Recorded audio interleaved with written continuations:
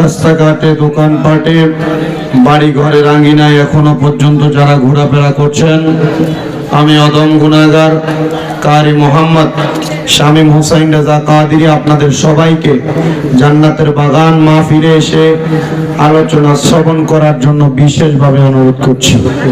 আসসালাতু ওয়াসসালামু আলাইকা ইয়া রাসূলুল্লাহ, আসসালাতু ওয়াসসালামু আলাইকা ইয়া হাবিবাল্লাহ, আসসালাতু ওয়াসসালামু আলাইকা ইয়া শাফিআল মুযনিবিন, আসসালাতু ওয়াসসালামু আলাইকা ইয়া রাহমাতুল লিল আলামিন,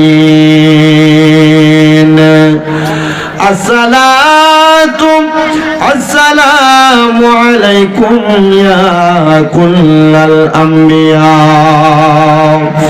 আসসালাতু ওয়াসসালামু আলাইকুম ইয়া আহলে বায়াত পাকে পাঞ্জাতন, আসসালাতু ওয়াসসালামু আলাইকুম ইয়া কুল্লাল আউলিয়া, আলহামদুলিল্লাহি ওয়াসসালাতু আলা নবিয়িহি ওয়াল ওয়াজনু ওয়াল আদলু ওয়াল ফাদলু ওয়ান নাজমু বিল জুজাম বিওয়াহদাতিহি বিকিবরিয়াইহি বিসুলতানিন ওয়া বিইতকানিন ওয়া বিঈমানিন ওয়া বায়ানিন ফি ফুরকান ওয়াহদাহু লা শারীকা লাহু ওয়া লা নাযীরা লাহু ওয়া লা মিসলা লাহু ওয়া লা মিসালা লাহু আজমালা আনওয়ালা লাহু ওয়া নাশহাদু আন্না সাইয়্যিদানা ঈমানানা ওয়া খুতওয়াতানা ওয়া সানাতানা মুহাম্মাদুর রাসূলুল্লাহ। সবাই পড়ে সাল্লাল্লাহু আলাইহি ওয়াসাল্লাম। আল্লাযী আরসালাহু বিল হাক্কি বাশীরা ওয়া নাযীরা ওয়া দাঈয়ান ইলাল্লাহি বিইذনিহি ওয়া সিরাজান ওয়া কমারান মুনীরা ফি শান হাবিবিহি ওয়া মাহবুবিহি ওয়া মা'শুকিহি মুখবিরান ওয়া আমিরা ইন্নাল্লাহা ওয়া মালাইকাতাহু ইউসাল্লুনা আলান নাবিয়্যি ইয়া আইয়ুহাল্লাযীনা আমানু সাল্লু আলাইহি ওয়া সাল্লিমু তাসলিমা। আল্লাহুম্মা সাল্লি আলা সাইয়্যিদিনা মাওলানা মুহাম্মদ ওয়া আলা আলিহি মাওলানা। জবান খুলে মোহাব্বতের আওয়াজে আমার নবীর উপর দরুদ আদায় করবেন, কারণ বাতিল ফেরকারা আমার নবীর দরুদের আওয়াজ শুনলে তাদের কলিজায় আগুন লাগে।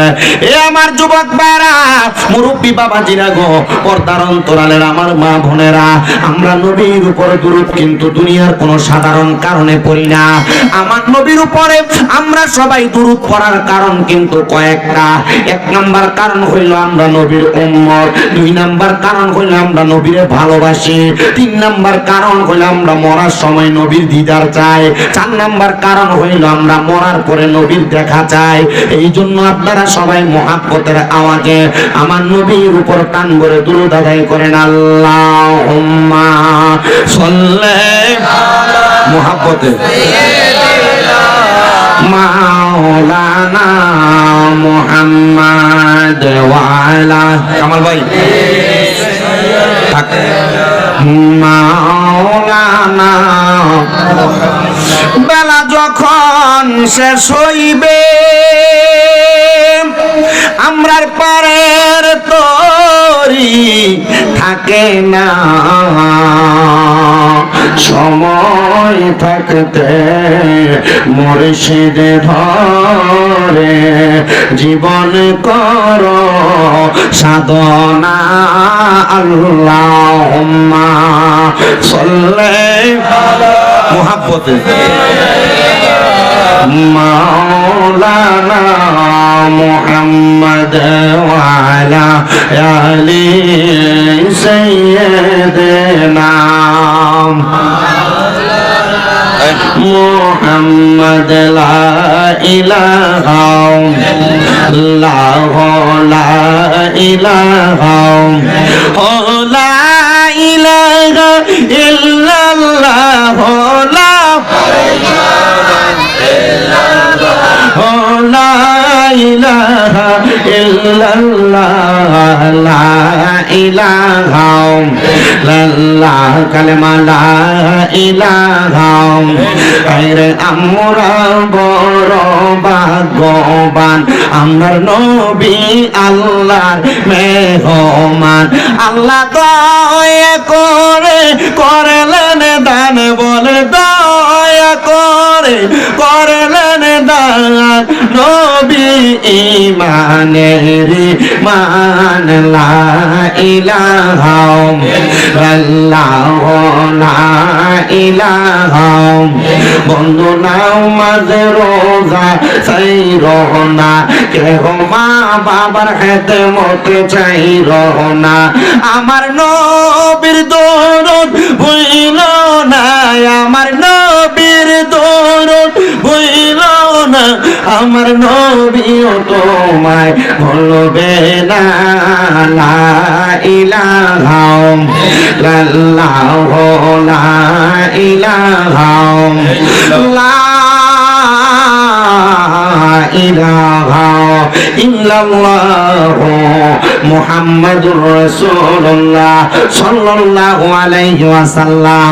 আমার যুবক ভাইরা, পর্দার অন্তরালের মা বোনেরা, এলাকার দাঁড়ি পাকা মুরব্বী বাবারা, আমরা জীবনে অনেক গুনাহ করলাম। আসেন জীবনের গুনাহ কানে দুই একটা নবীর শান, আউলিয়া কেরামের পীর মুর্শিদের শান বলেছে। আপনার মনে প্রশ্ন থাকতে পারে আল্লাহর জিকির ছাড়ার কারণ জিকির তো হতে পারে না, কিন্তু আল্লাহর নবী রাহমাতুল লিল আলামিন নবী বলেন জিকরুল আম্বিয়া মিনাল ইবাদাতি, নবীদের জিকির করা হলো ইবাদত। জিকির শব্দের অর্থ হলো স্মরণ করা। আপনি যদি আদম থেকে ঈসা নবী পর্যন্ত যত নবী আছে যে কোনো নবীর নামটা তার মুখ দিয়া বলেন, আপনার ইবাদত হবে। নামাজ পড়লে যেমন ইবাদত, রোজা রাখলে যেমন ইবাদত, হজ করলে যেমন ইবাদত, যাকাত দিলে যেমন ইবাদত, নবীদের নামটা স্মরণ করা তেমন ইবাদত। জোরে কোন নাম মারহাবা। এ যুবক ভাই, এ মুরব্বি বাবা, আমার জ্ঞানী গুণী সুশীল সমাজেরা আরেকটু মনোযোগ দিয়ে বয়ানটা শ্রবণ করবেন। আল্লাহর নবী শুধু এই কথাই বলেন না, আল্লাহর নবী বলে ওয়া যিকরু সলিহিনা কাফারা, আউলিয়া কেরাম যারা, সলিহিন যারা, নামাজি যারা, মুত্তাকি যারা, ওই পীর আউলিয়া গণের নামটা স্মরণ করলে গুনাহ মাফ হয়। আর চিন্তা করে দেখেন, আপনি যদি আপনার জবান দ্বারা কোনো হক্কানি রাব্বানি পীর মাশায়েখের নাম স্মরণ করেন, কোনো আল্লাহর ওলির নামটাকে স্মরণ করেন, আপনার জীবনের গুনাহ মাফ করবে আমার আল্লাহ। এই বিশ্বাস আমাদের সবার আছে না নাই? কার কার আছে? ডান হাত তুলে আমার আল্লাহকে দেখান, আল্লাহ যেন কবুল করে। জোরে বলেন আমিন। তাহলে যদি এই বিশ্বাস আপনাদের অন্তরে থাকে, মুহাব্বত একটা তাকবীর দিবেন। যদি মাহফিলের আশেপাশে কোনো শয়তান থাকে, শয়তান যেন অরণ্যপুরের খিলের বাড়ি থেকে বিতাড়িত হয়ে যায়। মুহাব্বতের আওয়াজে একটা তাকবীর হবে, নারায়ে তাকবীর। না, এখানে যে এতগুলা মানুষ আপনারা আছেন, আপনাদের আওয়াজে বোঝা যায় না। এও আপনারা দাড়িওয়ালা, পাঞ্জাবিওয়ালা, এরা যদি নিচে বইয়া থাকে বা রাস্তা দাঁড়ায় থাকে, আমার কাছে কেমন জানি লাগে। আবার দেখা যায় ফানুয়ার টুপি আছে, আপনার দরবারে তরিকতপন্থী মানুষ, আপনারা নিচে থাকলে একবার খারাপ দেখা যায়, কিন্তু চেয়ার আছে, উপরে এসে বসবেন, সুন্দর লাগবে।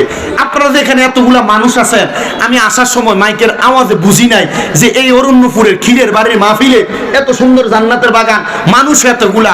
আপনারা একটু মুহাব্বত একটা তাকবীর তাকবীর দিবেন, যেন যারা এখনো আজকে কিলের বাড়ির মাহফিলের উসিলায় এলাকাতে কত সুন্দর জিএসআই দাওয়াত দিছে, দাওয়াত দিয়ে খাওয়াই এখন ঘুম পাতে রাখছে, মাহফিলে আনতাছে না, চিন্তা করে তাবারুক দেওয়ার সময় ডক এবার এমনি তাবারুক রান্ধে 2 ডেক 3 ডেক 4 ডেক 5 ডেক, আজকে বলে 8 ডেক রানছে, তাবারুকের সময় হইলে মোটামুটি যাই আমরা বমু না, বলে জান্নাতের বাগান মাহফিলে বৈশা তাবারুকের সময় তাবারুক, আজকে আমরা বৈশা জীবনে যত গুনাহ করছি আল্লাহর কাছে কান্না করে কোন আল্লাহ আমরা গুনাহ দিয়ে আপনি মাফ করেন, একটা তাকবীর দিয়ে তারা শুধু বুঝান আমরা এখানে মানুষের অভাব নাই, মুহাব্বতে তাকবীর হবে, নারে তাকবীর, পিছনে তারা চিন্তা করছে, সামনে তারা দিলে তো আওয়াজ হবে, আমরা দেওয়ানোর দরকার নাই, কারণ আমরা জান্নাতে আছি, কিন্তু তাকবীরের দরকার নাই, মুহাব্বতে দিয়ে নারে রিসালাত, নারে গাউসিয়া, আহলে সুন্নাত ওয়াল জামাত, মিলাদ কিয়ামের আলো, জিন্দা নবীর আলো, জোরে কোন মারহাবা। নবীদের জিকির করলে ইবাদত, ওলিদের জিকির করলে গুনাহ মাফ, মারহাবা কোন। এবার আসেন বাবারাম, বাংলাদেশের প্রেক্ষাপটে এখন যে অবস্থা চলতেছে, আমরা মানুষে মানুষে হানাহানি, মারামারি, কাটাকাটি, একজন আরেকজনের ক্ষতি করা, একজন আরেকজনকে ধ্বংস করার চেষ্টা আছে না নাই? আপনার কথার নমুনা বোঝা যায় অরণ্যপুরের সব একবারে বালা মানুষ, খারাপ মানুষ একটাও নাই। দোকানে বৈশা বৈশা একজনের নামে গীবত করা, একজনের নামে পরনিন্দা করা, এক বন্ধু আরেক বন্ধুর কাছে আরেক বন্ধুর বদনাম করা। আপনারা বলেন এমন বদনাম পরনিন্দা হয় কি হয় না? এ বাবা, আমি আপনাদেরকে একটু সাবলীল ভাষায় আজকের জান্নাতের বাগানে কয়েকটা আলোচনা বুঝিয়ে দিয়া যাব, যে আলোচনাগুলো শোনার কারণে আপনার ঈমান আকীদা দুরুস্ত হবে। কখনো আপনারা কোন জায়গায় বসে কারোর ব্যাপারে কোনো খারাপ মন্তব্য করবেন না, যদিও আপনি তার দোষ সম্পর্কে জানেন, যদিও আপনি তার কোনো দোষ খারাপ গুণ সম্পর্কে জানেন।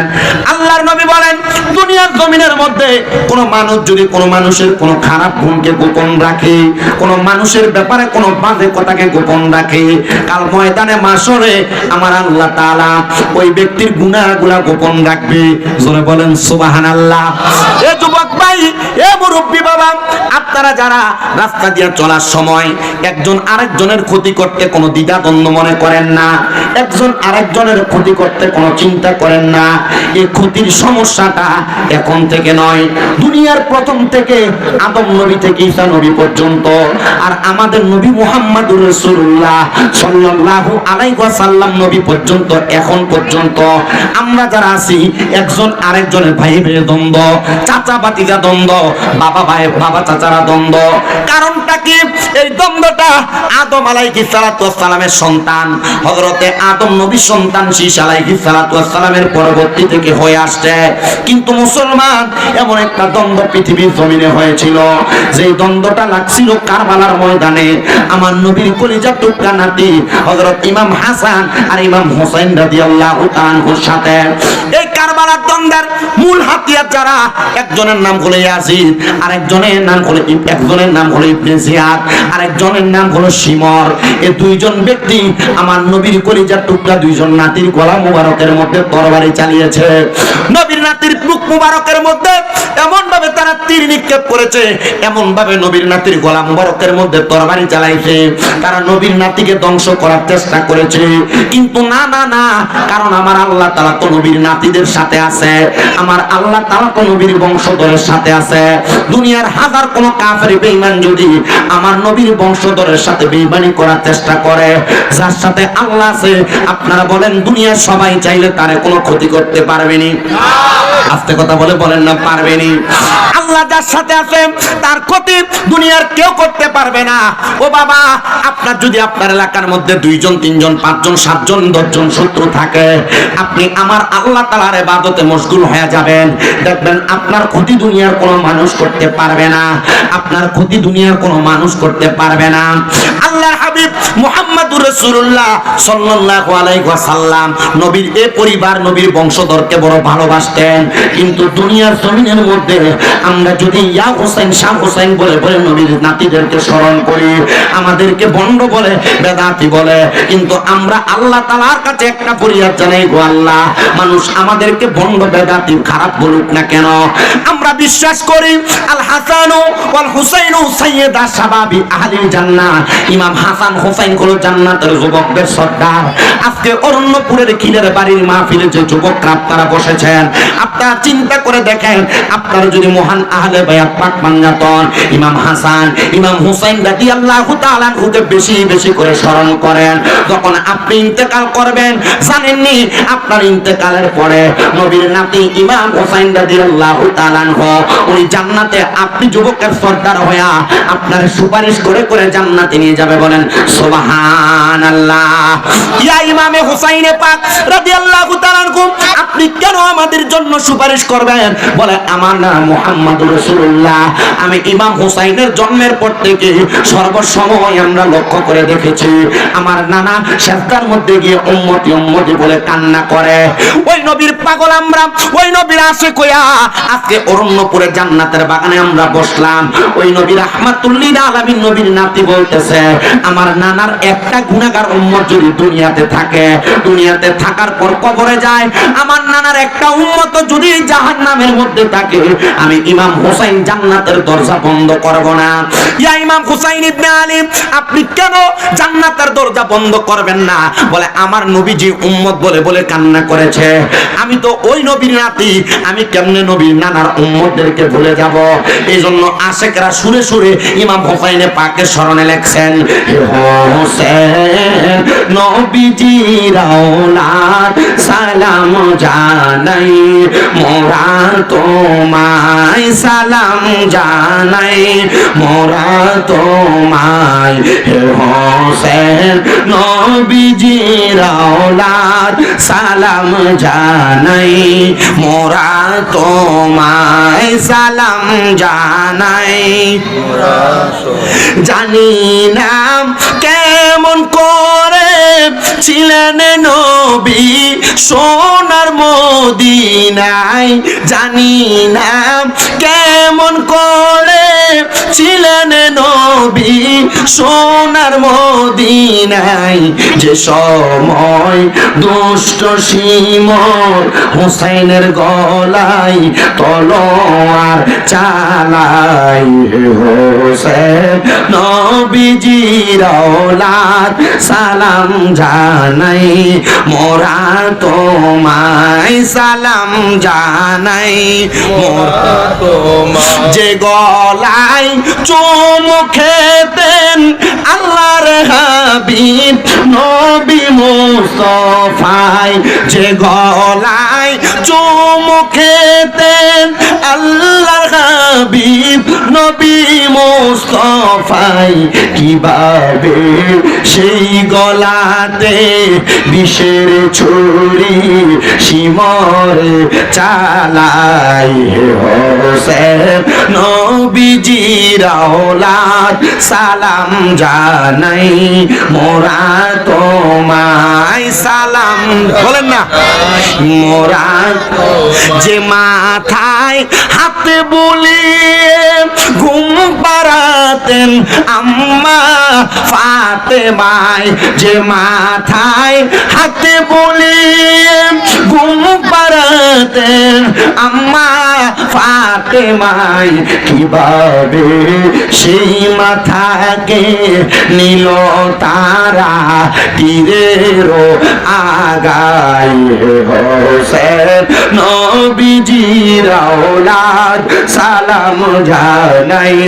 মোরা তোমায় আল্লাহুম্মা সাল্লি আলা সাইয়্যিদিনা মাওলানা মুহাম্মদ ওয়া আলা আলি সাইয়্যিদিনা মাওলানা মুহাম্মদ। নবী নবীজি আপনার ভালোবাসায় জীবনের গুনাহ জড়ে যায়, নবীজি আপনার ভালোবাসায় ওয়াইসাল করনি জব্বা পায়। আল্লাহুম্মা সাল্লি আলা সাইয়্যিদিনা মাওলানা মুহাম্মদ ওয়া আলা আলি সাইয়্যিদিনা।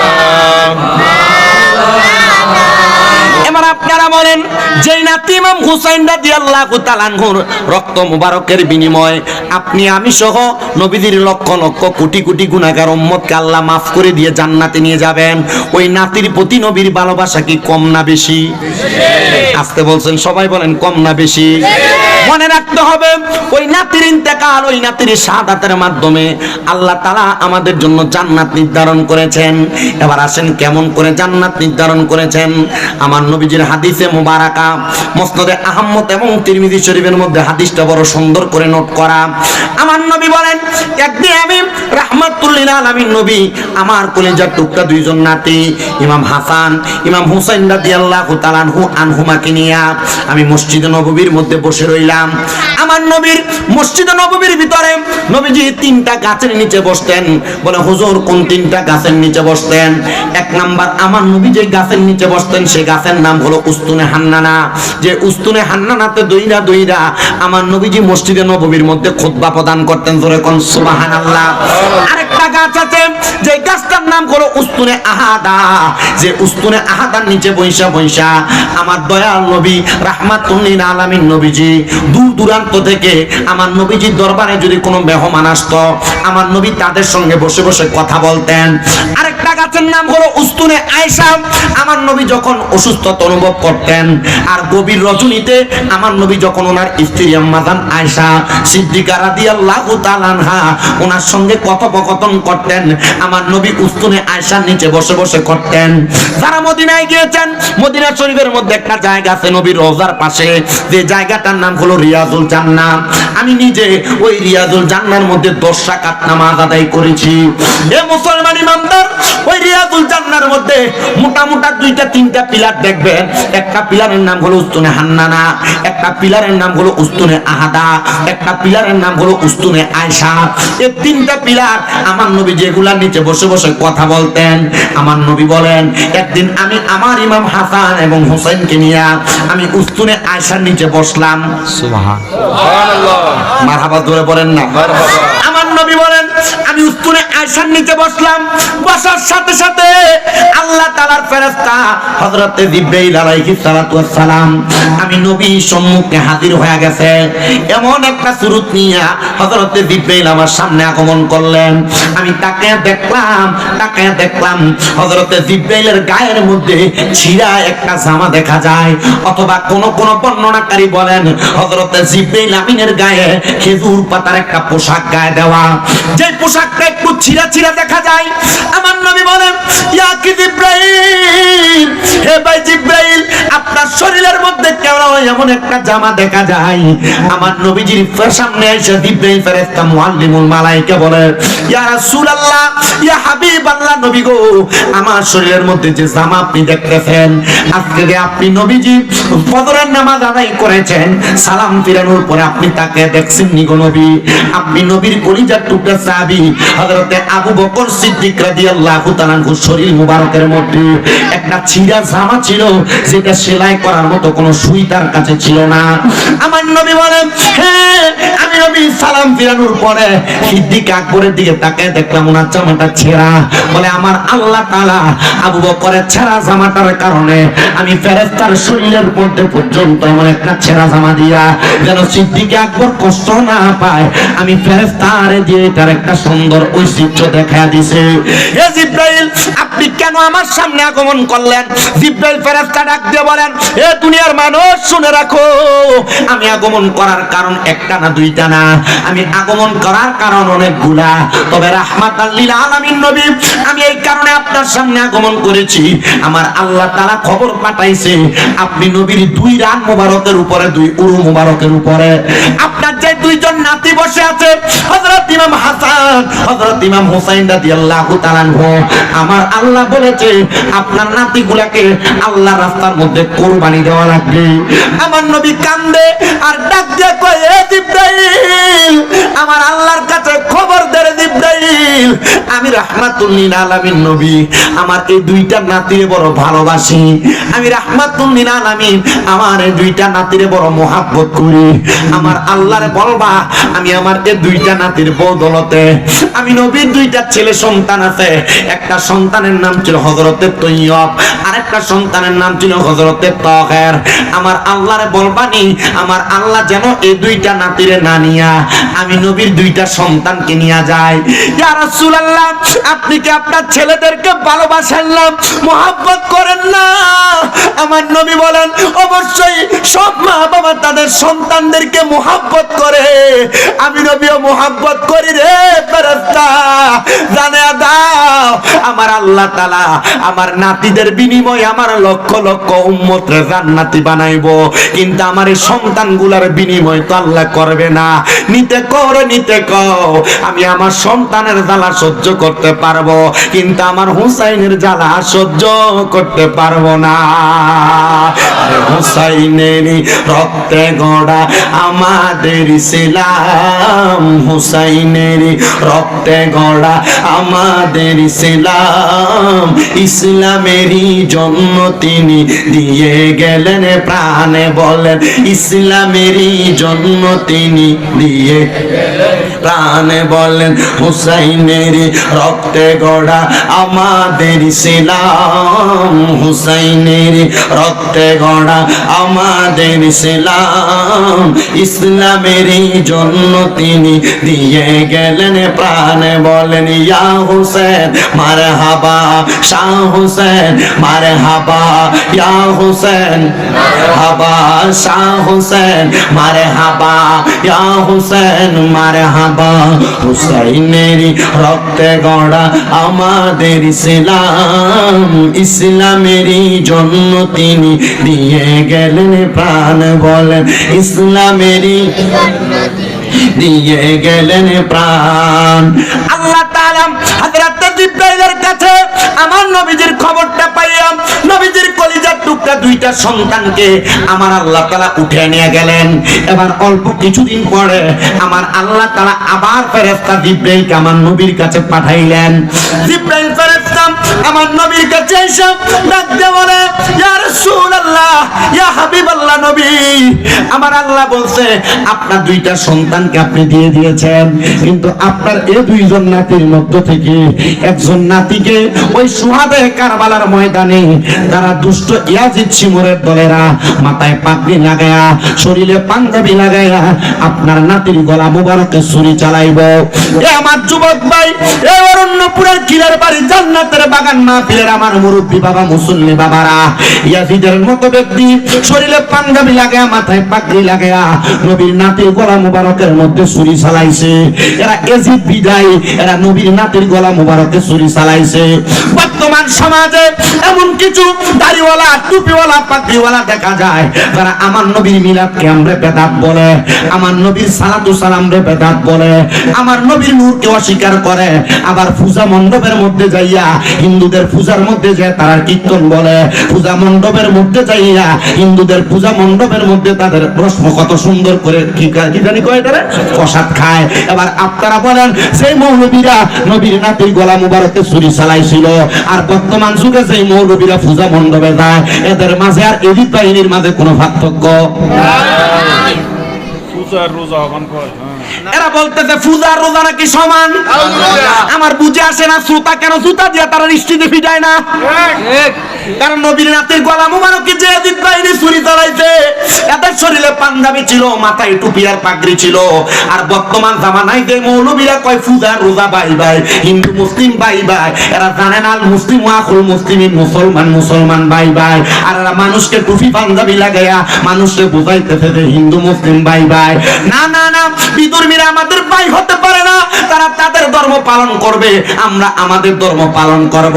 কিন্তু আমরা মুসলমান হইয়া যদি মূর্তি পূজা করতে যাই, মূর্তি পূজার মধ্যে যে তাদেরকে শুভেচ্ছা জানাইতে যায়, তো আমি কেমন মুসলমান? ইসলাম ধর্ম মূর্তি পূজাকে সাপোর্ট করে না, এটা হারাম মনে করে। এই জন্য আপনাদের সবার কাছে বলতে চাই, যে মৌলবী সাহেবরা ইসলাম ধর্মটারে পুঁজি বানায়া আপনাদের কাছে আইসা তারা সুন্দর করে বলতেছে আমরা ইসলাম নিয়ে কাজ করব, আবার পূজা মণ্ডপে যায়া হিন্দুদের মন্দিরের প্রসাদ খায়, আবার রাম কীর্তন গায়। এরা মুসলমান হতে পারে না, এরা টাক্কা মুসলমান নামের মুনাফিক। আপনারা কথা বলেন ঠিক কিনা? আর জবান করে বলেন না ঠিক কিনা? মুসলমান ইমানদার, আমরা কোন মুনাফিকের সাথে থাকবো না। আমরা যারা সুন্নি মুসলমান, আমাদের একটা পরিচয়, আমরা সুন্নি, আমরা রাসূলের পথের মানুষ, আমরা রাসূলের তরিকা মানুষ, আমরা ইসলামকে পুঁজি বানিয়ে চলি না। আমাদের কাজ হলো নবী প্রেমের কথা বলা। আমরা বলবো যে ব্যক্তি নবীর নূর মানবে, যে ব্যক্তি নবীর হাজির নাজির মানবে, যে ব্যক্তি আমার নবীর দাঁড়ায় সালাম দেওয়ার পক্ষে থাকবে, আমরা তার পক্ষে কথা কোন না ঠিক কিনা? আর নবীর শান, নবীর আযমতের বিরোধিতা যারা করবে, আজকে অরণ্যপুরের মাহফিল থেকে বাংলাদেশের যিনি প্রধান উপদেষ্টা, তার কাছে আমরা একটা আবদার জানিয়ে দিব, এখন থেকে শেষ পর্যন্ত কোন মানুষ যদি দুনিয়ার জমিনে কোরআনের বিরোধিতা করে, আল্লাহর নবীর শান এবং আযমতের বিরোধিতা করে, ও বাংলাদেশের প্রধান উপদেষ্টা, আপনি বাংলাদেশের প্রধান মসজিদ বাইতুল মুকাররমের সামনে এমন একটা মুনাফিককে ফাঁসি দিয়া মানুষের সামনে প্রকাশ্য প্রমাণ করে দিবেন। নবীর বিরুদ্ধে কথা বললে, কোরআনের আইনের বিরুদ্ধে কথা বললে, আল্লাহর নবীর শানে বেয়াদবি করলে তার একটাই শাস্তি, ফাঁসি ফাঁসি ফাঁসি। আমরা চাই কি চাই না? মুনাফিকি বন্ধ করতে হবে। কথা বলে না কেন? আল্লাহর নবীর নাতির গলা মুবারকে যারা ছুরি চালাইছিল, তার মাথায় পাগড়ি, শরীরে পাঞ্জাবি চলবে না, মাথায় টুপি চলবে না ছিল, কিন্তু তারা নবীর নাতির গলা মুবারকের মধ্যে ছুরি চালাইছে। তো বর্তমান যুগে হিন্দুদের পূজা মণ্ডপে যায়া রোজার পূজা সমান বলে, হিন্দুদের পূজা মণ্ডপে যায়া এদের পূজার কীর্তন গায়, হিন্দুদের পূজা মণ্ডপে যায়া এদের পূজার প্রসাদ খায়। তার মানে বোঝা যায় এসি আর এদের মাঝে কোনো পার্থক্য নেই। আপনি বলতে ভয় পাচ্ছেন?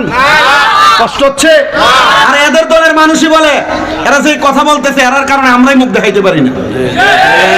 এরা এক বক্তা স্টেজে বসে বলতেছে আল্লাহর হাবিব সাল্লাল্লাহু আলাইহি সাল্লামের কলিজার টুকরা স্ত্রী মা খাদিজাতুল কুবরা, এই নাকি জীবনে নামাজই পড়ে নাই। আরে নবীর স্ত্রী যদি নামাজ না পড়ে আমরা পড়বো কেমনে? এরা ফতোয়া দিচ্ছে নবীর স্ত্রী নাকি কোনোদিন পর্দা করে নাই, নবীর স্ত্রী নাকি কোনোদিন রোজা রাখে নাই। আর বলে কি পাগল? আর আল্লাহর হাবিব সাল্লাল্লাহু আলাইহি সাল্লামের কলিজার টুকরা পেয়ারা স্ত্রী নামাজ পড়েছেন নবীজির সাথে এক জামাতে। মারহাবা কোন না? নবীজি ঘরের সামনে নামাজ পড়তেন আর নবীজির পেছনে মা খাদিজাতুল কুবরা নামাজ পড়েছেন। আপনি এগুলা দেখেন না? তার মানে বোঝা যায় এরা কোরআন চোর, এরা হাদিস চোর, এরা নবীজির শান আযমতের বিরোধিতা করতে এরা খুব খুশি হয়। মনে রাখতে হবে আল্লাহর কোরআন, রাসূলের পাকের হাদিস আমাদেরকে শ্রেষ্ঠ ধর্ম ইসলামটাকে এমন ভাবে প্রেজেন্টেশন করেছে যে ইসলামের মধ্যে কোনো ত্রুটি নাই, যে ইসলামের মধ্যে কোনো খুঁত নাই। ওই ত্রুটি আর খুঁত ছাড়া ইসলামের মধ্যে যারা খুঁত ঢুকাইতে চায় এরা মানুষটা, এরা মুনাফিক, এরা মুসলমান, এরা মুনাফিক। মনে রাখতে হবে এরা ওয়াজের স্টেজে বসে কত সুন্দর ফতোয়া দেয়। 1900 কত সাল জানি? 89। কত সুন্দর মিছা কথা কয় স্টেজের ভিতরে বইয়া বইয়া। এর একটু লজ্জা লাগে না? শরম লাগে না? আল্লাহ তাআলা এমন লজ্জা, শরম আর হায়া আমাদের ভিতরে বেশি বেশি দান করুন। হায়া লজ্জা যার নাই তার ঈমান নাই। ঈমান, লজ্জা ঈমানের অঙ্গ। যার লজ্জা নাই তার কি নাই? জোর তো কয় না। যার লজ্জা নাই তার ঈমান নাই। আল হায়াউ শুবাতুম মিনাল ঈমান। লজ্জা ঈমানের অঙ্গ। তো লজ্জাই নাই যার, ঈমানও নাই তার, যার ঈমান নাই তার সাথে আমরা চলা ফেরা ওঠা বসা কোনো কিছু হইতে পারে না। আল্লামা রিজভী সাহেব হুজুর কেবলা কইছিল লা তুসাল্লি লা তুওয়াক্কি লা তুনিকাহি, এর পিছনে নামাজ পড়া যাবে না, এর কাছে মাইয়া বিয়া দেওয়া যাবে না। তা আপনি যে এগুলার লগে কত সুন্দর বইয়া বইয়া চা খান, এক কাপ চায়ের কাছে বিক্রি হয়ে যান আপনি। আল্লাহ আমাদেরকে বোঝার তৌফিক দান করুন। আমিন। আস্তামিন কোন আর জোরে কোন আমিন। আল্লাহুম্মা সাল্লি সাইয়্যিদানা মুহাম্মদ নবী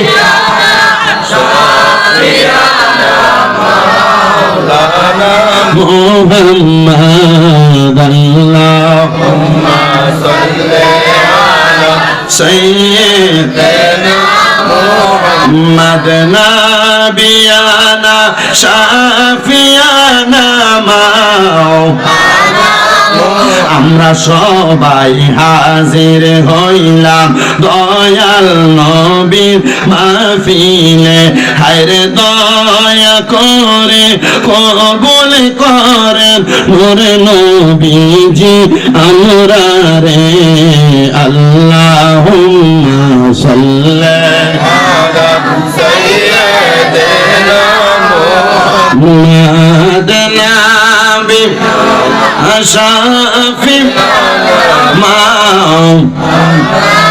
আমার মুসলমান ইমানদারা, আল্লাহর হাবিব সাল্লাল্লাহু আলাইহি ওয়াসাল্লামের কাছে যখন আমার আল্লাহ তাআলা খবর পাঠাইলেন আপনার নাতির গলা মুবারকের মধ্যে ছুরি চালানো হবে, ইয়া রাসূলুল্লাহ আপনি অনুমতি দেন, আপনি কি বলেন? আল্লাহর হাবিব তখন ডাক দিয়ে বলতেছে, গো আমার জিবরাইল ফেরেশতা, আল্লাহর কাছে বলবানি আমার আল্লাহ তাআলা যেন আমার দুইটা নাতিরে শাহাদাত না করে। এবার জিবরাইল বলে, ইয়া রাসূলুল্লাহ আপনার নাতি কারবালার ময়দানের মধ্যে শাহাদাত হওয়ার কারণে আপনার নাতির গলা মুবারক দিয়ে যত ফোঁটা রক্ত মাটির মধ্যে পড়বে, আপনার নাতির শাহাদাতের প্রত্যেক ফোঁটা রক্ত মুবারকের বিনিময়ে আমার আল্লাহ তাআলা ইমাম হুসাইনে পাকের প্রত্যেক ফোঁটা রক্ত মুবারকের বিনিময়ে আপনার লক্ষ লক্ষ কোটি কোটি গুনাহগার উম্মতরে মাফ করে দিবে। আল্লাহর নবী বলেন আলহামদুলিল্লাহ। নবী নাতিরে তো ভালোবাসেন, মুহাব্বত করেন, উম্মতের কথা বলার কারণে আপনি বললেন আলহামদুলিল্লাহ।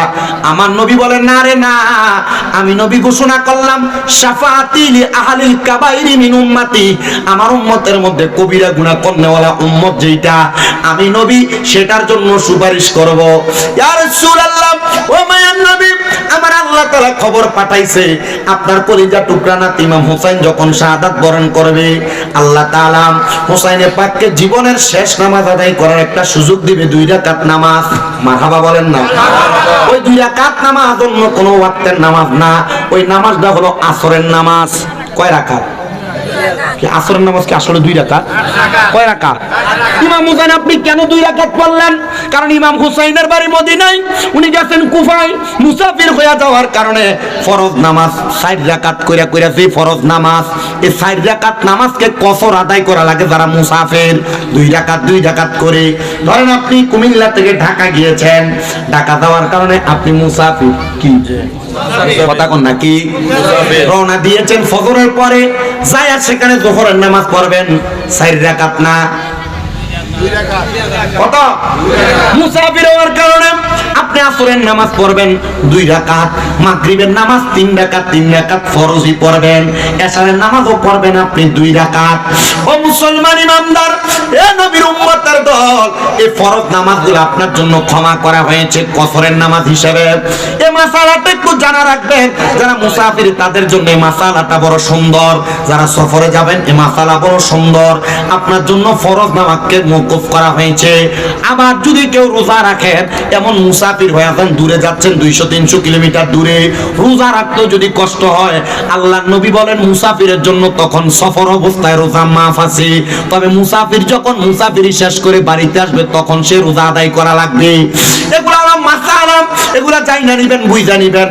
আমরা যখন কুমিল্লা আলিয়া মাদ্রাসায় আলিমে পড়ি, ইন্টার ফার্স্ট ইয়ারে পড়ি, তখন আমাদেরকে সুন্দর একটা কিতাব, যে কিতাবের নাম শরহে বেকায়া, ওই শরহে বেকায়ার প্রথম এবং দ্বিতীয় খণ্ড আমাদেরকে 2টার ইন্টার ফার্স্ট এবং সেকেন্ড ইয়ারে পড়ানোর সময় আমাদেরকে মাসালাগুলো সুন্দর করে শিখিয়ে দেওয়া হয়েছে।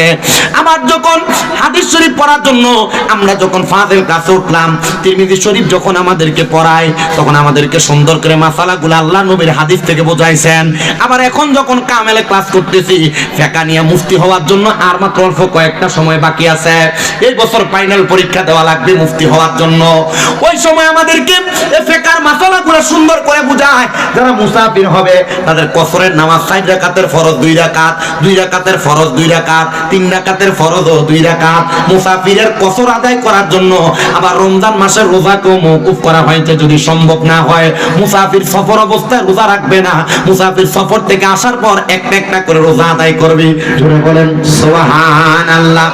এ মুসলমানেরা, আল্লাহর নবীর কলিজার টুকরা ইমাম হুসাইন পাক ওই নামাজ আদায় করবে 2 রাকাত।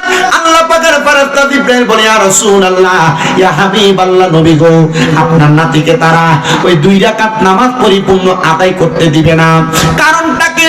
বলে একটাই মাত্র কারণ, আপনার নাতি ওই কারবালার ময়দানে যখন নামাজ আদায় করবে 1 রাকাত নামাজে 2টা সেজদা দিবে, বাকি 2 রাকাত দ্বিতীয় রাকাত নামাজ আদায় করার জন্য তখন একটা সেজদা দিবে। আপনার নাতির গলা মুবারকের মধ্যে তারা তরবারি চালায়া দিবে। এমন টাইমে আমার নবীর কন্যা হযরতে খাতুনে জান্নাত ফাতেমাতুজ জোহরা আমার নবীর সামনে হাজির। আয়েশা ডাক দিয়ে, ইয়া রাসূলুল্লাহ, নবী গো, আপনি যদি আমার আল্লাহ তাআলার কাছে ফরিয়াদ করেন, ইমাম হুসাইনের জীবনের শেষ নামাজ, উনি কি এই নামাজটা শেষ করতে পারবে না? ইমাম হুসাইনের শেষ নামাজটা আপনি শেষ করার জন্য অনুমতি দেন না? আমার আল্লাহর কাছে বলেন না, আমার আল্লাহ তাআলা যেন হুসাইনের পাকের শেষ নামাজটা আদায় করার সুযোগটা দিয়ে দেয়। আমার নবী ডাক দিয়া কয়, খাতুনে জান্নাত ফাতেমা, জাননি আমার আল্লাহ তাআলা ঘোষণা করেছে আমার হুসাইনের পাক 2 রাকাত নামাজে 3টা সেজদা দুনিয়াতে দিবে, আর একটা সেজদা যেটা বাকি থাকবে কাল ময়দানে মাশরে আমার আল্লাহ তাআলা কুদরতি কদমের মধ্যে ইমাম হুসাইন সেজদাটা দিবে।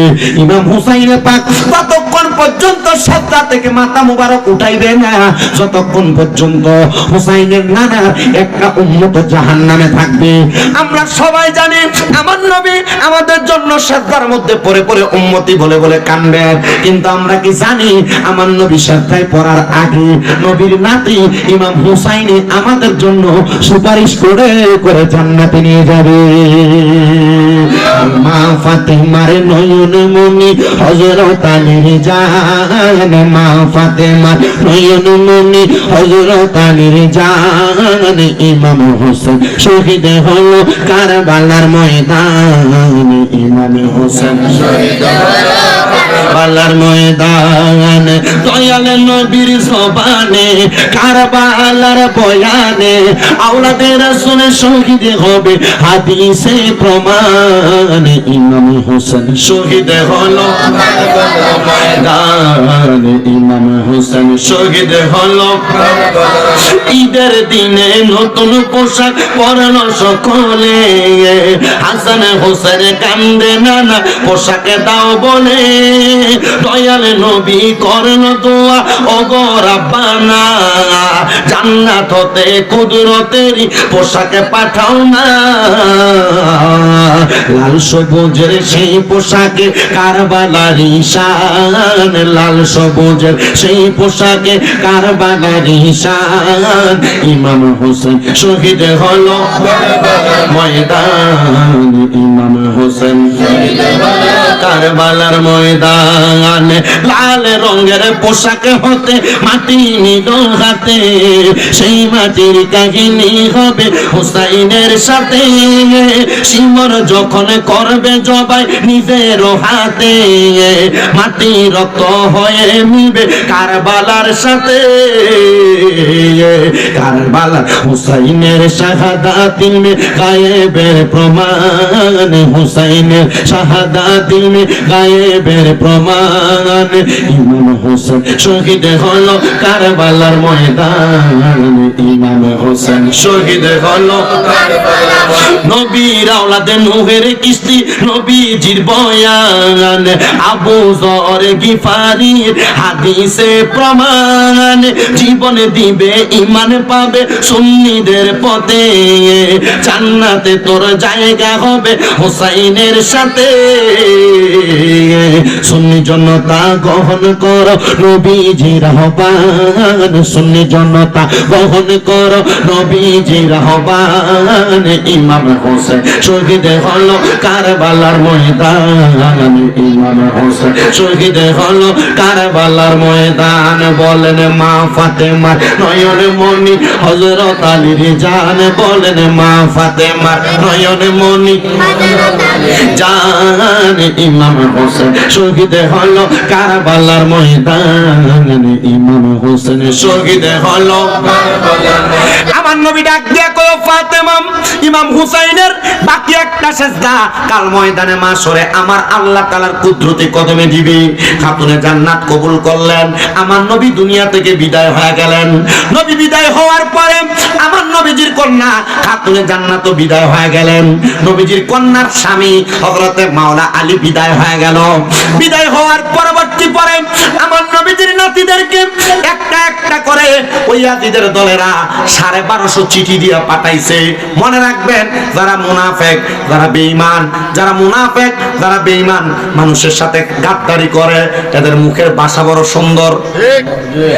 মিডা মিডা কথা বইলা আপনার সঙ্গে মুনাফিকি করবে, মিডা মিডা কথা বইলা আপনার সাথে বেঈমানি করবে।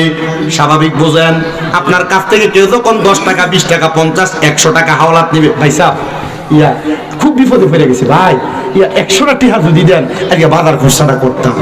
পরের দিন তার কাছে 500 টাকার নোট, ও ভাই আমার কাছ থেকে তো 100টা টাকা নিয়েছিলেন, একটু আল্লাহর রাস্তায় তাড়াতাড়ি দিলে ভালো হয়। এই মিয়া নিচে একদিনও হয় নাই, আপনার টাকা নিয়ে কি ভাইগা যায়?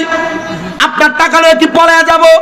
আমি তো এই এলাকারই মানুষ, দিবই তো একটু দেরি করেন না। দোকান বাকি নিয়ে গেছে 500 টাকা।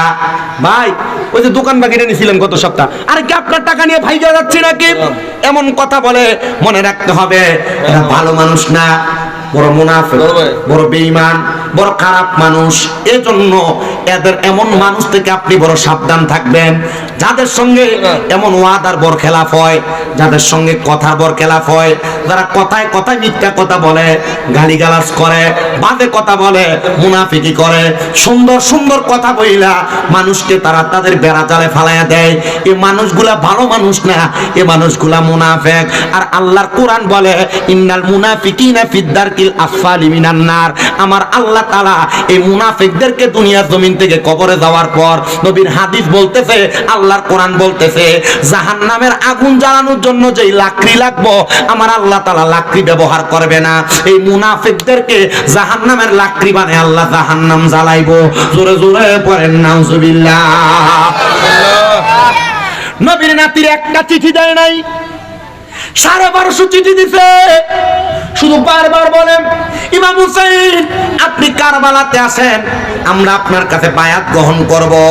1250 নাম্বার চিঠিটার মধ্যে লেখা দিছে ইমাম হুসাইন আপনি যদি কারবালার ময়দানে না আসেন, আমরা কাল ময়দানে মাশরে আপনার নানার কাছে নালিশ করব। হে মুহাম্মাদুর রাসূলুল্লাহ পড়েন সাল্লাল্লাহু আলাইহি ওয়াসাল্লাম, হে মুহাম্মাদুর রাসূলুল্লাহ সাল্লাল্লাহু আলাইহি ওয়াসাল্লাম নবী, আপনার নাতিকে আমরা বলছিলাম ওনার কাছে বায়াত নেওয়ার জন্য, কিন্তু আপনার নাতি আমাদেরকে বায়াত করানোর জন্য আসে নাই। আপনি যদি না আসেন আমরা রাহমাতাল লিল আলামিনের দরবারে আপনার ব্যাপারে নালিশ করব। নবীর দরবারে নালিশ ইমাম হুসাইন বরদাস্ত করতে পারলেন না, বলেন না আমার নানার কাছে যদি ঠিকই তারা বিচার দেয়, আমি ইমাম হুসাইন নানার কাছে মুখ দেখাইতে পারবো না। তাড়াতাড়ি চলো আমি ইমাম হুসাইনের কাছে, ইমাম হুসাইন কারবালায় চলে যাই। ইমাম হুসাইনের কারবালায় যাওয়ার আগে আর অনেক বড় বড় ঘটনা, যে ঘটনাগুলো বললে ওয়াজ মাহফিল আজকে রাত্র সারাটা রাত্র সময় লাগবে। আমি শেষ সময় যারা মুনাফিকি করে, গাদ্দারি করে, তাদের অবস্থাটা কেমন হয়, ইয়াজিদের অবস্থাটা কেমন হয়েছিল, ইমাম হুসাইনকে মারার পরে, ইমাম হুসাইনকে শহীদ করার পর ইয়াজিদ কেমনে মরছিল, আমি শুধু আপনাদেরকে সেই কথা বলে এখান থেকে বিদায় নিব। তারপর আজকের মাহফিলে যিনারা প্রধান আকর্ষণ, শায়রে আহলে সুন্নাহ শায়ের মোহাম্মদ জানে আলম রেজা কাদেরী, শায়ের মোহাম্মদ সাইমুন রেজা, শায়ের মোহাম্মদ মিনহাজ কাদেরী, শায়ের মোহাম্মদ সাইফুল রেজা, তারা সুন্দর করে আপনাদেরকে নাতে রাসূল শোনাবে। নবী প্রেমের পয়গাম শুইনা যাওয়ার সময় তাবারুক নিয়ে দোয়া করে তারপর যাবেন। আমি আপনাদেরকে আমার বয়ানের মাধ্যমে ইমাম হুসাইনের পাকের গলা মুবারকে যে ইয়াজিদ বেঈমানেরা মুনাফিকরা তরবারি চালাইছে তাদের কথাগুলো বলি। ইমাম হুসাইন তখন থেকে কারবালার ময়দানে চলে গেলেন 72 জন সদস্য। কতজন? 72 জন সদস্য নিয়ে উনি রওনা করে চলে গেলেন কারবালার ময়দানে।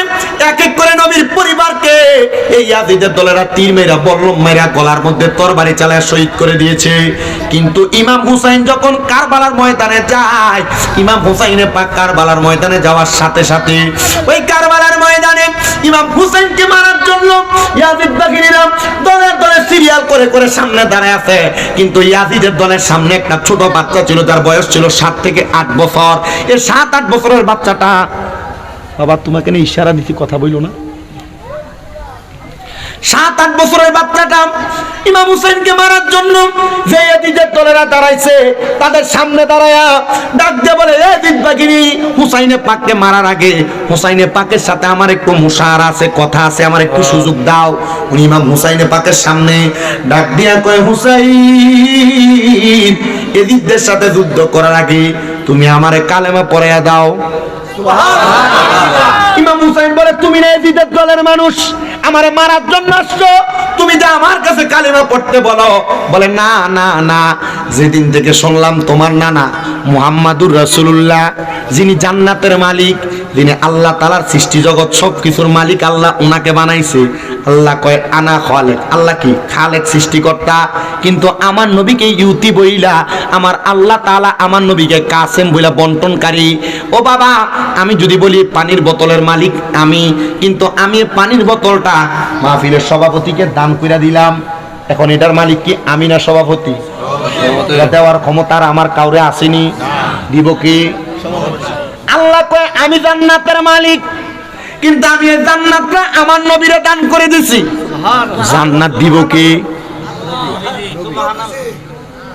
জান্নাত দিব কি? এজন্য আশিক বলছিল, আমি চাই না বেহেশত, ভয় পাই না জাহান্নাম। আমি চাই না বেহেশত, ভয় পাই না জাহান্নাম। আমার কপালে লিখে দিও দয়াল নবীর নাম। সুবহানাল্লাহ করে বললেন না? আর যে জান্নাতের মালিক নবী, জান্নাত চেয়ে কি করবেন, জাহান্নাম চেয়ে কি করবেন? নবী চান কবরে যাওয়ার পর ওই নবী আপনাকে নিয়ে জান্নাতে যাবে। আপনারা বলেন, ওই নবীর সাথে জান্নাতে আমরা সবাই থাকতে চাই কি চাই না? কারা কারা চাই? ডান হাত তুলে আল্লাহকে দেখায় দেন। নারে তাকবীর, নারে রিসালাত, নারে গাউসিয়া। বলেন, আমি চাই না আমি চাই না বেহেশত, ভয় পাই না জাহান্নাম। আমার কপালে লিখে দিও দয়াল নবীর নাম। আমার কপালে লিখে দিও দয়াল নবীর নাম। আমার বাবারা ইমাম হুসাইন পাকের সামনে ছোট বাচ্চা ডাক দিয়া কয়, আমার ইসলাম ধর্ম গ্রহণ করাইয়া দেন। সাথে সাথে ইমাম হুসাইন তারে কালেমা পড়াইলেন। ইমাম হুসাইন বলে, সরো, যুদ্ধ লিপ্ত হব। হুসাইনে পাককে 7-8 বছরের বাচ্চা ডাক দিয়া কয়, এই ইমাম হুসাইন, আপনি যুদ্ধ করবেন না? বলে, কেন রে? বলে, আপনি যদি যুদ্ধে যাইয়া শাহাদাত বরণ করেন, আর আপনার নানা যদি আমি বাচ্চারে প্রশ্ন করে, তুই কারবালার ময়দানে থাকার পরেও আমার নাতি কেন আগে মারা গেল, আমার নাতি কেন আগে শহীদ হইল, না রে না, আমি আমার নবীর কাছে মুখ দেখাইতে পারবো না। ছোট বাচ্চা বলে, ওই ইমাম হুসাইন, আপনার তরবারিটা আমারে দেন। তরবারিটা হাতের মধ্যে নিয়া ছোট বাচ্চাটা এক এক কইরা, এই ছোট্ট বয়স 7-8 বছর 70টারে কতল কইরা দিছে। ওই বাচ্চার বাবা বলে, আমার ছেলের শরীরে এই শক্তি কেমনে আসলো? আরে না, এটা গায়ের জোর না, গায়ের জোর না, এটা হইল ঈমানের জোর। ঈমানের জোর যদি থাকে, মানুষ ছোট হইলেও 70 জনকে কতল করতে পারে। এটার প্রমাণ কারবালা। এবার আপনারা বলেন, যদি সুন্নিদের মিলাদ কিয়ামের কেউ বিরোধিতা করে, সুন্নিদের নবী নূর এটার বিরোধিতা করে, সুন্নিদের নবী হাজির ও নাজির এটার কেউ বিরোধিতা করে, সুন্নিদের নবী গায়েবের খবর দেনেওয়ালা কেউ বিরোধিতা করে, কোন বাতিল ফেরকা যদি নবীর শানে বেয়াদবি করে, আমরা সবাই একসাথে হইয়া তাদেরকে প্রতিহত করার দরকার আছে না নাই? সুন্নিরা মারামারি করে না, কাটাকাটি করে না, সুন্নিরা কারোর সাথে কোনো দখলবাজি করে না। সুন্নিদের কাজ হলো ইমানের শক্তি আর ইমানের পাওয়ার দিয়ে নবীর শানের প্রচার করা। কথা কন্যা ঠিক কিনা? বন্ধুরে আমার ও লাবণ্যপুরের ক্ষীরের বাড়ির বাবারা, আমার দয়াল নবীর নাতি ইমাম হুসাইন তাকে দেখেন ওই ছোট বাচ্চার বাবা পেছন দিয়ে যে বাচ্চাটার গর্দানটা আলাদা করে দিছে। মানুষ কয় দেখছনি ওই বাবা কত পাষাণ, তার মনে কত মায়া নাই, তার মনে কোনো দয়া নাই, ছোট বাচ্চাটারে নিজের হাতে কতল করে ফেলছে। ইমাম হুসাইন কয় এই বাচ্চাটারে আমি তাকে দেখলাম কারবালার ময়দানের ভিত বাহিনী তাকে দেখলো, জান্নাতের হুর ফেরেশতারা কান দিয়ে উপরের দিকে নিয়ে যায়। আমি প্রশ্ন করলাম কেন নিয়ে যাও? বলে বাচ্চাটার কোনো নাম রাখা হয় নাই, বাচ্চাটার গোসল হবে জান্নাতে। বলে বাচ্চা ইসলাম ধর্ম গ্রহণ করার পরে তার নামটা কি হয়েছে? বলে নামটা রাইখা দিতে হুরে জান্নাত। জনে কন্যা সুবহানাল্লাহ। ও মুসলমান ইমানদার, ইমাম হুসাইন কারবালায় যুদ্ধ করে ইয়াজিদ বাগিনী কত তীর মারে, তীর ইমাম হুসাইনে পাকের গায়ে লাগে না। তীর যখন মারে হুসাইনে পাকের গায়ে লাগে না। হুসাইনে পাকের শরীর মোবারকের তীর লাগবো দূরের কথা গো, ওই তীরগুলা হুসাইনে পাকের সাইডে দিয়া দিয়া চইলা যায়। হুসাইনে পাকরে যখন তারা তীর মাইরা শাহাদাত বরণ করতে পারে না, হুসাইনে পাকের ওই ঘোড়াটার মধ্যে যারা যুদ্ধ করতেছিল ওই দুলদুল ঘোড়াটা পায়ের মধ্যে তারা তীর মাইরা দিছে। দুলদুল ঘোড়াটা হাঁটুটা গেইরা নিচে যখন পইরা যায়, আমার আল্লাহ তাআলা কুদরতি ভাবে ঘোড়ার জবান খুলে দিছে। ঘোড়া ডাক দিয়া কয় হুসাইন মাফ করবা গো নবীর বংশ, আমি আমার পিঠে আপনারা ধরে রাখতে পারি নাই।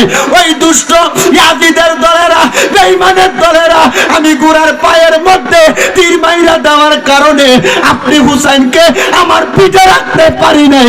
হুসাইন আল্লাহর দরবারে আমার ব্যাপারে নালিশ কইরেন না। আমি আপনার শাহাদাতের খবরটা আপনার পরিবার যারা তাঁবুতে বইসা রইছে আমি তাদের কাছে পৌঁছাইয়া আমার বাকি দায়িত্ব আদায় কইরা দিব। ইমাম হুসাইন ডাক দিয়া কই এই ইয়াজিদ বাহিনী আমার গোড়ার তো কোনো দোষ ছিল না, তোরা কেন রে আমার গোড়ার পিঠের মধ্যে গোড়ার পায়ের মধ্যে তীর লাগাইয়া দিলি রে? বলে গোড়ার পিঠে তীর লাগাইয়া তুমি হুসাইনকে শাহাদাত করার জন্য চেষ্টা চালাইতে। হুসাইনে পাকের চারদিক দিয়া তারা তীর মারতে মারতে ওনার গলবুক মোবারকের মধ্যে এতগুলা তীর মারছে, ইমাম হুসাইন সহ্য করতে পারতেছে না। হুসাইনে পাক ডাক দিয়া কয় আমার তীর মাইরা তারা আমার বুকের মধ্যে বৈশা গেছে, আমার গলা মুবারকে তরবারি দিয়ে আঘাত করে রে, আমার গলা মুবারক তারা কাটতে পারে না। আমি জিজ্ঞাসা করলাম এই ইয়াজিদের দলেরা আমার গলা মুবারক তোরা কেমনে কাটবি রে? যে ইবনে জিয়াদ আদেশ করছে গলা কাটতে, ওই ইবনে জিয়াদ তো তোমার ময়দানে মাসরে পড়াইতো না, আমার নানা তোমার পড়াইবো। যে সিমর তুই আমার বুকে বইছ, এই বুকে আমার নবী সুমা দিছে, এই বুকটা আমার নবীর বুকের সাথে লাগছে কেন রে? এই বুকটার মধ্যে তোরা বইলি, আমার একটু সুযোগ দে রে, আমি আমার নানার আদেশ মোতাবেক 2 রাকাত নামাজ আমি শেষ করি। ইমাম হুসাইন বুকের মধ্যে তীরগুলা লইয়া রক্ত মাখা জামাটা লইয়া নামাজের মধ্যে দাঁড়াইয়া গেছে। যখন নামাজে দাঁড়াইছে ইমাম হুসাইনে পাক 1 রাকাত নামাজ শেষ করছে, 2য় রাকাতের রুকু দিছে, একটা সেজদা দিছে, আর একটা সেজদা দিতে পারে নাই। ইবনে জিয়াদ ডাক দিয়া কয় সিমর রে, ও সিমর শুনো শুনো শুনো, হুসাইন যদি আরেকটা সেজদা দেয়, হুসাইনের তরবারি রাগার মধ্যে যদি লক্ষ লক্ষ ইয়াজিদ বাহিনী দাঁড়াও, হুসাইনের তরবারি থেকে বাঁচতে পারবে না, কারণ হুসাইনের শরীরে আমার আল্লাহ মাওলা আলীর তরবারির পাওয়ার দিয়া ইবনে জিয়াদ সহ ইয়াজিদের বংশের ধ্বংস করে দিব।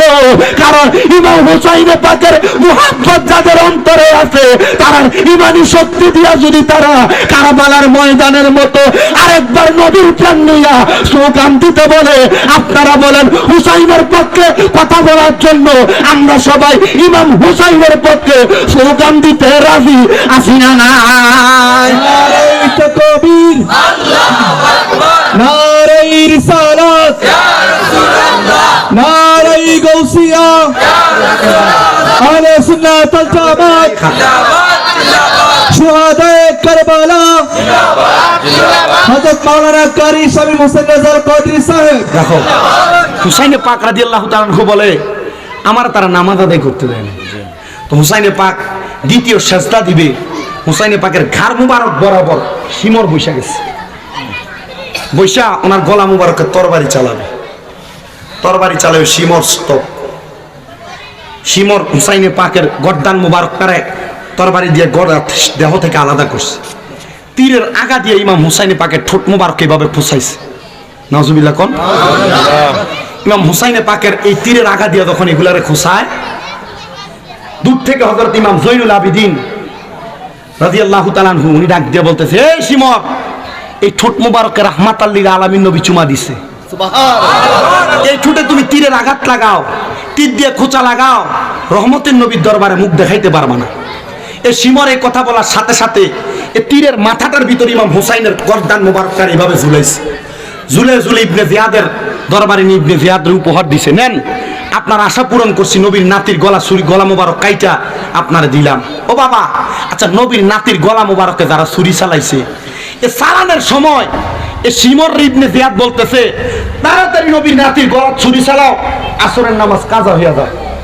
আচ্ছা কোন তো, যেই নানার কারণে ইসলাম ধর্ম পাইলা, যেই নাতির নানার কারণে নামাজ পাইলা, যেই নাতির নানা আল্লাহর দরবারে মেরাজে না গেলে নামাজও পাইতা না, ওই নাতির গলায় ছুরি চালে নামাজ চললে কাম হইব?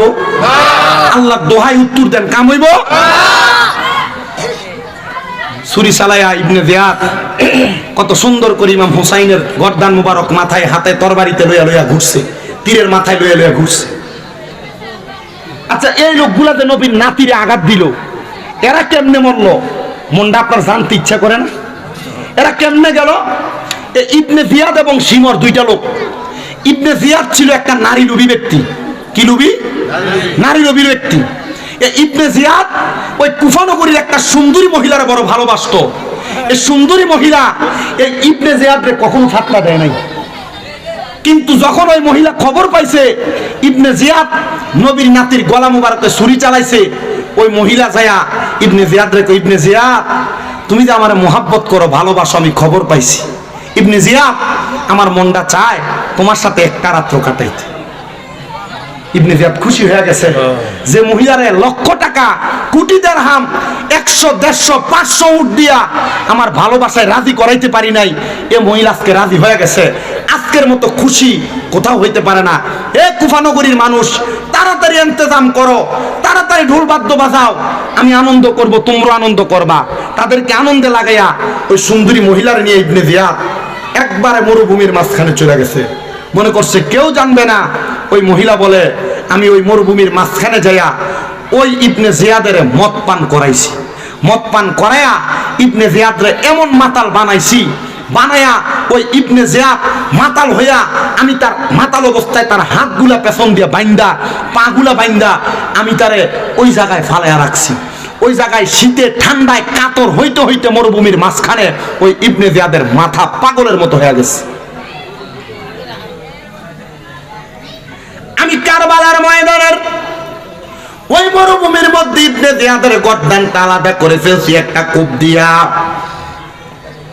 আর ওই কোপ দিয়া তার গর্দানটা আলাদা করার পরে তার অনুসারীরা, ইবনে জিয়াদ এজিদের অনুসারীরা তার গর্দানটা নিয়া, মানুষ যেন তার গর্দানটা দেখতে পারে, তার গর্দানটারে নিয়া ইবনে জিয়াদের রাজপ্রাসাদের উপরে সুন্দর করে সাজায় রাখছে। তার দেহটারে তারা ফিরা পায় নাই। কারণ কি, কোন কারণে ফিরা পায় নাই? কারণ এক রাত্রের ভিতরে ওই ইবনে জিয়াদের দেহটা, এজিদের দেহটা কুকুরে, সিগালে, বড় বড় পশু পাখি আইসা ওই মরুভূমির মধ্যে কামড়ে কামড়ে খাইছে। নবীর নাতিরে আঘাত দিছে, আর তার দেহটা আস্ত থাকবে এটা হইতে পারে না। আল্লাহর খেলা বড় চমৎকার খেলা রে। নবীর নাতিরে যে এজিদ বাহিনী কষ্ট দিছে, ওই এজিদ বাহিনীর প্রধান ইবনে জিয়াদ রে মরুভূমির মধ্যে নেশাগ্রস্ত অবস্থায় একটা মহিলা দিয়া কতল করাইছে, আর তার শরীরটারে এমন ভাবে কুকুর শিগালে কামড়ে কামড়ে খাইছে। তার গর্দানটা নিয়ে যখন এই কুফানগরীর মানুষকে দেখানোর জন্য ইবনে জিয়াদের রাজপ্রাসাদের উপরে নিয়ে বসায় রাখছে গর্দানটা, মানুষ যখন দলে দলে ইবনে জিয়াদের মাথাটা দেখতে আসছে, মাথার দিকে তাকায় দেখে ইবনে জিয়াদের মাথার নাকের মধ্য দিয়া চিকন চিকন সাপ আইসা ঢুকতেছে আর মুখে দিয়া কান দিয়া বাইর হইতেছে। নবীর নাতিরে কষ্ট দিবা আর আরামে মরবা হইতে পারে না। যে শিমর নবীর নাতির গলা মুবারকে ছুরি চালাইছে, নবীর নাতির গলা মুবারকে তরবারি চালাইছে, যে শিমর নবীর নাতির বুক মুবারকের মধ্যে উঠছে গো, ওই শিমর কেমনে মরছে জানো? ওই শিমর ওই রাত্রে নেশা করতে করতে, মদ পান করতে করতে বড় নেশাগ্রস্ত, বাথরুমের ভিতরে গেছে প্রস্রাব পায়খানার কাজ সারার জন্য, ওই বাথরুমের মধ্যে আচার খায়া পইরা মাথা ফাইটা ওই শিমর মারা গেছে। আমি পইরা দেখলাম নবীর নাতির সঙ্গে কষ্ট দিয়ে, নবীর নাতির সঙ্গে বেঈমানি কইরা যদি তোমরা দুনিয়ার জমিনের মধ্যে যত বড় মাথায় টুপি পাগড়ি পাঞ্জাবি লাগে চলো না কেন, কখনো ইমানদার হইতে পারবা না। আশেক সুরে সুরে বলে, ওরে নবীর প্রাণে লাগলে বেটা, আরে নবীর প্রাণে লাগলে বেটা, ওরে গায়ের জুড়ে বললে কথা, নবীর প্রাণে লাগে বেটা, চিরদিন তুই থাকবি না ভুবনে নিরঞ্জনে, দিবে তোরে দুজকেরা গুনে, বলেন দিবে তোর দুজকেরা গুনে নিরঞ্জনে, দিবে তোরে দুজকেরা। তোমার বয়স যখন পড়বে বাটি, সঙ্গী হবে বাসার লাঠি, কিছু কিছু কম শুনবি তুই কানে, হায় রে কিছু কিছু কম শুনবি তুই কানে, ওরে বল কমিবে হাতে পায়, পেশারে মাথা ঘুরায়, ছোট অক্ষর দেখিবি না নয়নে, হায় রে ছোট অক্ষর দেখিবি না নয়নে, নিরঞ্জনে দিবে তোরে দুজকেরা গুনে, বলেন দিবে তোরে দুজকেরা গুনে নিরঞ্জনে, দিবে তোরে দুজকেরা গুনে। মুসলমান নবীর কলিজাতে আঘাত দিয়া, নবীর শানে কষ্ট দিয়া, নবীর নাতির গলা মুবারকে তরবারি চালায়া ওই দুষ্ট পাপাচারী আবিদের দলেরা পার পায় নাই। আমরাও যদি নবীর শানে বেয়াদবি করি, নবীর সম্মানের বিরোধিতা করি, আমরাও কিন্তু পার পাবো না। এজন্য আপনাদের সবার কাছে আমি একটা আবদার জানাই, নবীর প্রেম, নবীর শান, নবীর আদমত অন্তরে রাখবেন। মিলাদুন নবীর মাহফিল যদি, মাজিউন নবীর মাহফিল যদি আশেপাশে কোনো জায়গায় হয়, মিলাদুন নবীর মাহফিলের মধ্যে যাবেন, মিলাদুন নবীর মাহফিলের বয়ান শুনবেন, মিলাদুন নবীর ওয়াজ মাহফিল শুনবেন। কারবালার মাহফিল হলে কারবালার মাহফিলে যাবেন। কিন্তু আমাদের সমাজে দেখা যায় সুন্নিদের মাহফিল হয় কথা সত্য, বাঁশবান্ডারের দরবারে মানুষ মাহফিল করাইলে শাহপুরের তারা যাইতে চায় না, শাহপুরের তারা করাইলে রেজবির তারা যাইতে চায় না, আবার রেজবির তারা করাইলে অন্য দরবারে তারা আইতে চায় না। না না না, এগুলা করবেন না। যে দরবারের মানুষ মাহফিল করুক আর না করুক, তার মাহফিলে যাবেন সব সুন্নিরা এক হইয়া ওই মাহফিলটাকে সুন্দর এবং সাফল্য মণ্ডিত করবেন। এটা করার কারণে আপনার লাভ কিন্তু একটা হবে না, আপনার লাভ দুইটা হবে না, আপনার লাভ অনেকগুলা হবে। যখন আপনি ময়দানে মাশরে আল্লাহর কাঠগড়ার মধ্যে ধরা পড়ে যাবেন, তখন আমার আল্লাহ তাআলা আপনারে আমারে সবাইরে একসাথে বাঁচাইবো, উদ্ধার করবে। এবার আপনারা বলেন, আমরা নবীর সুপারিশ নিয়া সব দরবারের মানুষ এক হইয়া আল্লাহর নবীর জান্নাতের মধ্যে একসাথে থাকতে চাই কি চাই না? নারে তাকবীর, আল্লাহু আকবার, নারে রিসালাত, ইয়া রাসূলুল্লাহ, আহলে সুন্নাত ওয়াল জামাত জিন্দাবাদ জিন্দাবাদ, শাহপুর দরবার শরীফ জিন্দাবাদ। আলহামদুলিল্লাহ। পরে তাহলে আমাদের কাজ দরবারে দরবারে ভাগাভাগি করা না, দরবারে দরবারে ভাগাভাগি করবেন, ভাগাভাগি করেন না। যেই দরবারের মানুষই মাহফিল করাক, একসাথে হয়ে মাহফিলে যাবেন, যাবেন না? যাবেন না? একসাথে যাবেন, এই মাহফিল সুন্দর করবেন। কিন্তু যারা এই দরবারের মাহফিলগুলোর বিরোধী, এদের থেকে দূরে থাকবেন। আপনার ভাই, আপনার বাপ, আপনার কাছের মানুষ, বন্ধু, এদের সাথে চলা যাবে? চলেন না। বলে কারণ কি? আপনি আমারে হিংসা শিখাইতেছেন? না, হিংসা শিখাচ্ছি না, আমি আপনারে এটা বলতে চাচ্ছি যে আল্লাহর ওলিদের যারা বিরোধিতা করে, আল্লাহর ওলির মাজারে যারা বিরোধিতা করে, এরা কখনো পাক্কা মুসলমান না। কথা বলে না কেন? এরা কি মুসলমান না? এরা মুসলমান কিভাবে হয়? আপনি দেখেন, বাংলার জমিনে ইসলাম আনছে কে? হযরত শাহজালাল ইয়ামিনী। বাংলাতে ইসলাম আনছে কে? শাহপরান ইয়ামিনী। তো ইসলাম পাইলাম তো আউলিয়া কেরামের ওসিলায়। আউলিয়া কেরামের মাজারের বিরোধিতা আমরা কেন করব? তার মানে যারা করছে আউলিয়া কেরামের মাজারের বিরোধিতা যারা করছে, এরা মুসলমান না, এরা মুনাফিক, এরা বেঈমান, এরা যার ওসিলায় সিন্নি খেয়েছে, মোল্লারই চিনে না। কথা বলেন না কেন? এই যে দেখেন নাই, কিছুদিন আগে মাজার ভাঙছে। আমরা বাংলাদেশের প্রধান উপদেষ্টা ডক্টর মোহাম্মদ ইউনূস সাহেব সহ পরবর্তী সরকার যারা আসবে, আমরা তাদের কাছে একটা আহ্বান করতে চাই, আপনারা যদি বাংলাদেশের মধ্যে শান্তি শৃঙ্খলা বজায় রেখে বাংলাদেশের দায়িত্ব পালন করতে চান, আপনারা এই সরকার ক্ষমতায় আসার পরে সর্বপ্রথম যে বিচারটা হবে, এই বিচারটা যেন মাজার ভাঙার বিচার হয়। কারণ কি? কারণ এই আল্লাহর ওলি যারা মাজারে শুয়ে আছেন, এদের উসিলে আমরা ইসলাম পাইছি। কথা বলেন না কেন? আপনারা যদি এই মাজার ভাঙার বিচার করবেন, এই ওয়াদা করেন, সব সুন্নি জনতা আপনাদের সাথে থাকবে। কথা বলেন না কেন?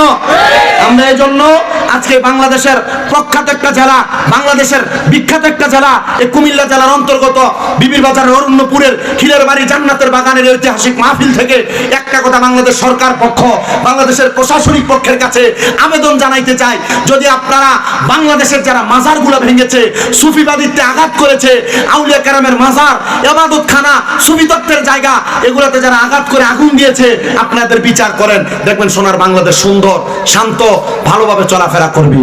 আর নচেত এই সোনার বাংলাদেশকে টিকিয়ে রাখতে আমরা কোনোভাবে পারবো না, হাজারভাবে চেষ্টা করলেও পারবো না। কারণ এই আউলিয়া কেরাম ঘর বানাইতে যেমন খুঁটি দেওয়া লাগে, এই আউলিয়া কেরাম এই দেশ রক্ষার খুঁটি। কথা বুঝতে পারছেন?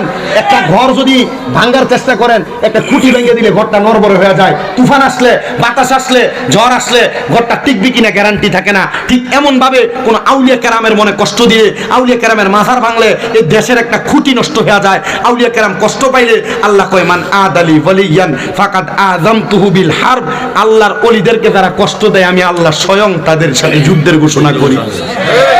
আল্লাহর লোকে যুদ্ধ করবে এমন কোন ফিলার বাংলাদেশে আছে নাকি? আল্লাহর লোকে যুদ্ধ করার মতো কোন মানুষ পৃথিবীতে আছে নাকি?